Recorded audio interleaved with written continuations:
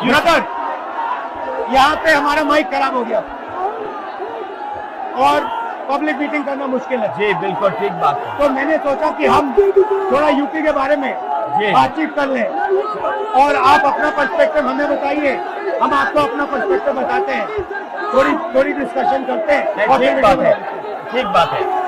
मैं समझता हूँ कि जब माइक खराब हो गया हम दोनों बात करेंगे, वो रिकॉर्ड होकर के जाएगी तो लोग बेहतर और अच्छा समझेंगे और अच्छा रिजल्ट आएगा। और क्योंकि सोशल मीडिया से वेल कनेक्टेड है तो सब लोगों को जानकारी मिल जाएगी कि हम और आप क्या बोल रहे हैं। यूपी जो 80 सीटें दे रहा है, इसमें 79 सीटें समाजवादी पार्टी, कांग्रेस, इंडिया गठबंधन जीत रहा है।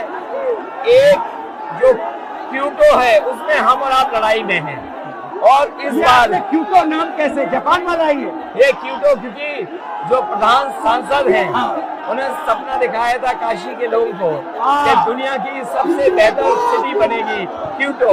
तो क्यूटो बनी नहीं बनी काशी के लोग ये तय करेंगे और फिर वोट डालेंगे। तो इस बार मन मर्जी नहीं चलनी है, मन की बात नहीं चलेगी, हमारे आपकी बात और 140 करोड़ लोगों की बात और संविधान की बात होगी। और आपने देखा, हम सब ने देखा कि यूपी को नरेंद्र मोदी जी ने बेरोजगारी का सेंटर बना दिया और इतनी बेरोजगारी की है, ये जितने बच्चे दिखाई दे रहे हैं ये दिखाओ, वो लोग हैं दिखाओ जो अग्निवीर या पेपर लीक जिसकी वजह से इन्हें नौकरी नहीं मिली है और ये सब रोजगार नौकरी चाहते हैं। बीजेपी ने जो झूठे सपने दिखाए थे इन्वेस्टमेंट मीट के, जो झूठा सपना दिखाया था डिफेंस एक्सपो का, जो सपने बेचे थे G20 में, लेकिन इन नौजवानों को न नौकरी मिली न रोजगार मिला, आज ये खाली हाथ हैं। तो इसलिए हमें और आप मिल के जो आपने कहा, जो इंडिया गठबंधन कह रहा है कि 30 लाख बच्चों को नौकरी दी जाएगी, उस दिशा में हम लोग काम करेंगे। और पहली नौकरी पक्की स्कीम जिसके माध्यम से हर ग्रेजुएट को नौकरी का अधिकार, बेहतरीन ट्रेनिंग और बैंक अकाउंट में 1 लाख रुपए साल के। आपने नोट किया कि मोदी जी खटाखट बोलने शुरू कर दिए। ये आपके खटाखट के बाद वो रटारट खटाखट कर रहे हैं। अच्छा, आप एक बात बताइए, मुझे क्यूरियोसिटी है, थोड़ा आप अपने पापा के बारे में मुझे बताइए जी। मुलायम सिंह यादव जी के बारे में बताइए, आपने उनसे क्या सीखा? नेताजी और उनके साथ के लोग बिल्कुल जमीनी राजनीति करते रहे। हालांकि नेताजी कुश्ती, पहलवान और गांव के थे। करते हो कुश्ती? नहीं, मैं कुश्ती नहीं कर पाया जीवन में, क्योंकि मैं मिलिट्री स्कूल में चला गया तो कुश्ती नहीं कर पाया। लेकिन नेताजी इसीलिए धरती पुत्र बोले गए कि वो जमीन की बात को समझते थे। धरती पर जो लोग हैं उनकी क्या भावना है उसको लेकर के वो आगे बढ़ाना चाहते थे। और आपका इस क्षेत्र से और इस शहर से आज का लगाव नहीं है, न जाने कितने सालों पुराना लगाव है। जो इमोशनल कनेक्ट आपका इस शहर और शहर से है वो शायद और किसी राजनीतिक परिवार का नहीं होगा। तो नेताजी से उनका हार्डवर्क और अपने लक्ष्य के लिए लगातार काम करते रहना, जो गैर बराबरी की लड़ाई डॉक्टर राम मनोहर लोहिया यहीं लड़े थे। हालांकि हमारी आपकी विचारधारा की यहाँ टकराव रहा, लेकिन हमारे व्यक्तिगत या जो सिद्धांत में कभी समझौता नहीं हुआ। सिद्धांत को लेकर के हमने आपके साथ खड़े हुए और कई बार खड़े हुए, और आपकी भी पार्टी सिद्धांत से बहुत करीब रही समाजवादियों के। बट मुझे लगता है कि अब एक नई तरीके की पार्टनरशिप बन रही है, क्योंकि जो इस बार हमारा कोऑपरेशन है, शायद पहले ऐसा कोऑपरेशन नहीं हुआ। मतलब बिल्कुल सब जुड़ गए। सबसे अच्छा ये है कि जितना उन्होंने कहा 2 लड़कों की जोड़ी, उतना युवा आपसे, हमसे, इंडिया गठबंधन से और जुड़ गया। तो ये नेचुरल अलायंस है, और नेचुरल अलायंस इसलिए लोग महसूस कर रहे हैं कि वो चाहते हैं कि नौकरी और रोजगार मिले, नौकरी और रोजगार मिले।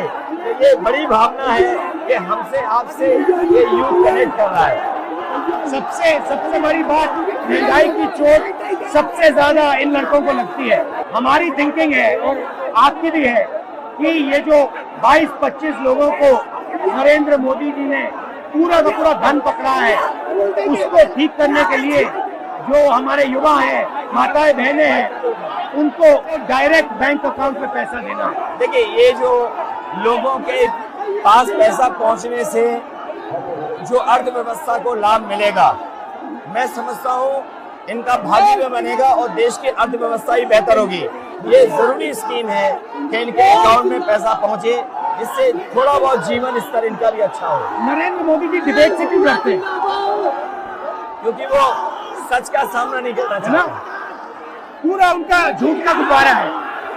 वो बीजेपी और बीजेपी के लोग मन मर्जी से चलते हैं, अपनी मर्जी से चलते हैं और उनको लगता है कि डिस्कशन की कोई जरूरत नहीं है, क्योंकि वो सब कुछ जानते हैं। डेमोक्रेसी में जितना डिस्कशन होगा, जितने विचार एक दूसरे को हम सुनेंगे और एक दूसरे पे भरोसा करेंगे, उतना हमारा लोकतंत्र मजबूत होगा। ये बीजेपी के लोगों ने न केवल हमारी जान को खतरा पैदा किया है, बल्कि लोकतंत्र को भी और संविधान को भी खतरा पैदा कर रहे हैं। और इसका नतीजा दिख रहा है कि चाइना हमारी जमीन के अंदर आ गया, ये बेरोजगारी बढ़ती जा रही है, जो प्रोडक्शन होता है वो नहीं हो रहा है, और पूरा का पूरा एक्सटॉर्शन, ईडी, सीबीआई, ये लोग मतलब एक्सटॉर्ट कर रहे हैं। कई बार सुनने को मिल रहा है और सरकार स्वीकार नहीं कर रही है, लद्दाख की हमारी सीमाएं सुरक्षित हो गई, और अरुणाचल के आसपास या सीमा जो चीन से छू रही है वो बहुत असुरक्षित है। तो चीन से जहां हमारा सीमाओं का खतरा है, वहीं चीन से हमारे बाजार को भी खतरा है। तो कहीं ना कहीं हम लोगों को अपनी मैन्युफैक्चरिंग इकोनॉमी और मैन्युफैक्चरिंग इकोनॉमी को बढ़ावा देना पड़ेगा। और ये जो स्कीम्स है, पहली नौकरी पक्की और महालक्ष्मी, ये मैन्युफैक्चरिंग सिस्टम को, इकोनॉमिक सिस्टम को जंप स्टार्ट करने के तरीके हैं। ये बहुत अच्छा जंप स्टार्ट होगा। इसको अगर फोकस होकर के आईआईटी, पॉलिटेक्निक, इंजीनियरिंग कॉलेजेस को, इन सबको इकोसिस्टम में ला करके, मैं समझता हूँ युवा नौजवानों को अच्छी नौकरी और रोजगार मिल पाएगा। और हमारा लक्ष्य है कि सब, हर जात को भागीदारी मिले, स्पेस मिले, हर इंस्टीट्यूशन में, बिजनेस में, एजुकेशन के सिस्टम में। तो वो हमारा, हम दोनों का लक्ष्य है। बिल्कुल। और क्योंकि जो बात सभी दल कहते थे, आज इंडिया गठबंधन कांग्रेस भी कह रही है कि सामाजिक न्याय जरूरी है, जाति गणना जरूरी है। देश के लिए ये बड़ी चीज है। जो दुनिया में अमेरिका है, यूरोप है, अपने उन लोगों के लिए जो पीछे छूट जाते हैं, उनके लिए कुछ काम करते हैं। तो हमारा जो देश जाति के आधार पर पिछड़ा है, तो इसको आगे बढ़ाने के लिए ये बड़ी भूमिका होगी इस बार। बहुत अच्छा लगा, अच्छी बहुत अच्छा रहा, बहुत अच्छी मीटिंग है। मुझे लगता है कि ये यूनिक मीटिंग है क्या?